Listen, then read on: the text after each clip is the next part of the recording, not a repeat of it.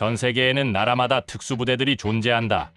적후방 침투, 시설 폭파, 요인 암살 및 납치, 구출, 기습 등등 일반 전투원들과는 다른 특수한 임무를 맡고 있는데 대표적으로 국방비에 1,000조 원을 쓴다고 하여 천조국이라 불리는 미국의 데브그루와 네이비실, 미 육군 특전부대 그린베레, 현대전 특수부대의 시초라 불리는 영국의 SAS와 프랑스의 대테러 특수부대 GIGN, 그리고 대한민국의 육해공을 가리지 않는 전천후 특수부대, 해군 특수전 전단 UDT와 특전사 중에서도 대테러에 대한 임무를 맡고 있는 707 특임대 등 각 나라에는 수많은 특수부대들이 존재하는데 오늘은 그 중에서도 조금은 생소한 이 특수부대를 소개해볼까 한다.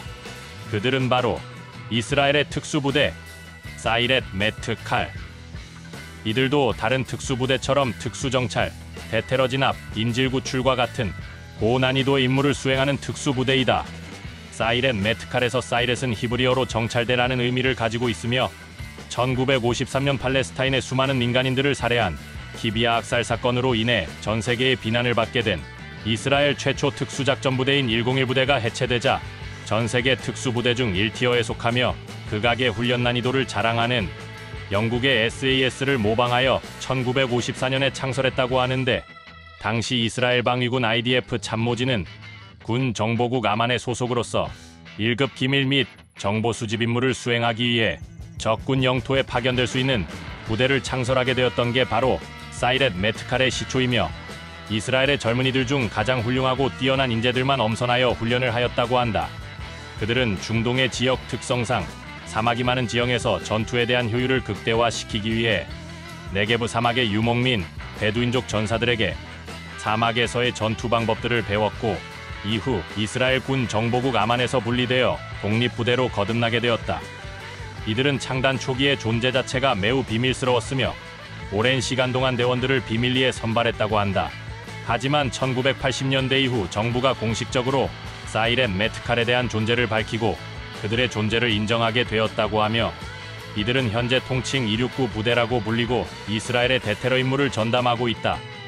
다른 나라의 특수부대원들 사이에서 이들의 이미지는 실전 경험이 아주 풍부한 대원들이 많고 개개인의 전투력이 매우 우수하다 평가되고 있다고 하는데 특히 훈련에서의 사격 실력이 아닌 실제 작전에서의 사격 실력이 매우 우수하다고 하며 근접 전투와 나이프 파이팅에 대한 숙련도 또한 매우 우수하다고 이들이 이렇게 좋은 평가를 받는 이유는 아주 까다로운 선발 과정 때문이라고도 한다. 사이렛 메트칼이 되기 위해서는 우선 욤사야롯이라 불리는 5일간의 지원 자격 테스트를 거치게 된다. 여기서 체력 검사, 신체 검사, 정신 감정, 정보 수집 역량 등의 테스트를 거친 후 16개월간 진행되는 기부시 메트칼 훈련을 통과해야 최종적으로 사이렛 메트칼의 정식 대원이 될 수 있다고 하며 정식 대원이 된 이후에는 다른 특수부대도 그렇듯 훈련 정보에 대한 정보가 기밀이기 때문에 정확히 어떤 훈련을 하는지는 알 수 없지만 정보 습득 교육, 요인 암살 및 경호, 대테러 훈련 등을 하고 있는 것으로 추정된다. 그리고 대원들은 보안을 유지하기 위해 공공장소에서는 사이렛 메트칼을 나타내는 부대 휘장을 착용하지 않는다고 한다. 현재도 분쟁이 끊이지 않는 지역에서 팔레스타인과 대치 상황이다 보니 많은 작전에 투입되고 실전 경험에서의 노하우는 다른 특수부대와는 비교할 수 없이 많은 것이 사실이다. 그렇다면 사이렛 메트칼이 활약한 대테러 작전에 대해 몇 가지 알아보자. 때는 1972년 9월 5일 내시경, 위넨 올림픽이 한창이던 그날 새벽, 위넨 선수촌으로 팔레스타인 해방기구 피에로 산하의 무장단체 검은 구월단이 침입을 하게 된다. 그들은 이스라엘 선수들이 있는 건물로 곧장 가서 11명의 선수를 납치를 하고 234명의 이스라엘에 있는 죄수들을 석방하라는 조건과 함께 협상을 시도하게 되지만 당시 총리였던 골다 메이르는 테러범과의 협상은 없다고 선언. 결국 11명의 선수들은 모두 살해당한다. 사실 골다 메이르의 이런 행동은 인질들의 목숨을 구하기 위해 테러범들의 요구를 한 번이라도 들어준다면 이러한 테러가 계속해서 일어날 것이라는 판단이었다고 한다. 이후 총리는 테러에 관여한 모두를 끝까지 찾아 복수하겠다고 선언하고 작전 명시 내의 분노를 시작하게 된다. 사이렛 메트칼은 이스라엘의 첩보기관 모사드와 함께 위넨 참사에 관여한 모든 이들의 정보를 수집하기 시작. 시리아와 레바논에 있는 팔레스타인 해방기구 피에로 기지 10곳을 폭격하였고 모든 수단을 동원해 전 세계 곳곳 관련된 요인들을 암살했다는 유명한 작전이다. 두 번째는 바로 영화로도 제작될 정도로 유명하고 이스라엘이 팔레스타인으로부터 테러의 주도권을 바꿨다고 평가받는 엔테베 작전. 1976년 6월 27일 이스라엘에서 출발해 프랑스 파리로 향하던 에어프랑스 여객기가 중간 경유지인 아테네에서 납치되는 사건이 일어났다. 납치범은 총 4명이었고 그들의 정체는 피에로에서도 가장 강경파인 산하 조직 PFLP 작전단 요원 2명과 팔레스타인 해방기구 군사훈련 캠프에서 훈련을 받은 독일 혁명분파 소속의 남녀 테러리스트였는데, 그들은 당시 아프리카의 가장 유명한 독재자인 이디 아민의 국가 우간다로 기술을 돌려 엔테베 공항으로 이동한다. 당시 우간다는 전쟁에 필요한 무기를 지원해주지 않은 이스라엘을 단교할 정도로 사이가 좋지 않았다고. 엔테베 공항에 착륙한 납치범들은 유대인과 비유대인을 나눠 유대인이 아닌 인질들을 풀어주며 500만 달러의 협상금과 이스라엘에 투옥된 테러범 53명의 석방을 요구한다. 이에 이스라엘은 인질 구출 계획에 착수하였는데, 문제는 이스라엘에서 우간다까지의 거리는 4,000km 이상이고 항공기를 타고 간다 해도 적국의 영공을 통과해야 되는 어려운 상황이었다. 그럼에도 불구하고 이스라엘은 즉시 자국의 정보기관 모사드를 통해 미국 CIA로부터 엔테베 공항의 모든 정보를 수집하고 엔테베 공항을 모형으로 제작, 곧바로 훈련에 돌입하게 된다. 그리고 7월 3일 오후 3시 30분 사이렌 메트칼 최정예대원 100명을 태운 C-130 항공기 4대가 출발하고 그 유명한 엔테베 작전명 썬더볼트가 시작되게 된다.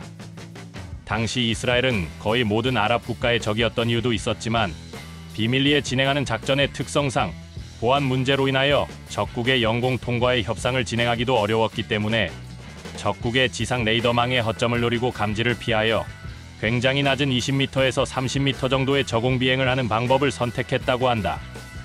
파일럿들은 야간 투시경을 착용하고 항공기의 모든 조명을 끈 채 육안으로 조종을 하고 착륙까지 했다고. 그렇게 대원들은 엔테베 공항에 도착을 했고 우간다군의 눈속임을 위해 마치 이디 아민의 차량이 방문한 것처럼 미리 준비해둔 관용차처럼 위장한 검은색 벤츠를 탑승하고 터미널로 출발하게 된다. 당시 공항 내로 진입하는 대원들은 위장을 하지 않은 채 우간다 군인의 전투복을 입고 우간다 정규군이 사용하는 AK-47 소총까지 휴대했었다고. 하지만 이디 아민의 차량이 흰색으로 바뀌었다는 걸 알고 있었던 우간다 경비병들은 차량을 제지했다. 이에 사이렌 메트칼 대원들은 위험하다는 판단을 하고 갑작스럽게 교전이 일어나며 전투 개시를 하게 된다.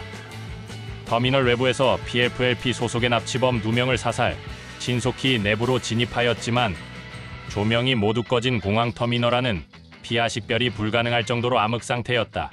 하지만 이때 기지를 발휘한 대원이 유대인만 알아들을 수 있는 히브리어로 엎드려라고 소리친 후 히브리어를 알아듣지 못한 독일 혁명분파 소속 2명의 테러범까지 사살하였지만 곧바로 우간다 정규군이 몰려왔고 사이렌 메트칼 대원들은 곧바로 정규군과의 교전을 시작했다. 그 사이 일부 대원들은 우간다군의 추격을 피하기 위해 우간다군의 미그 전투기 11대를 파괴하고 인질들을 모두 안전하게 수송기에 태웠지만 교전 중에 이 작전의 현장 지휘관 요나단 네타냐후 중령이 목숨을 잃었다고 한다.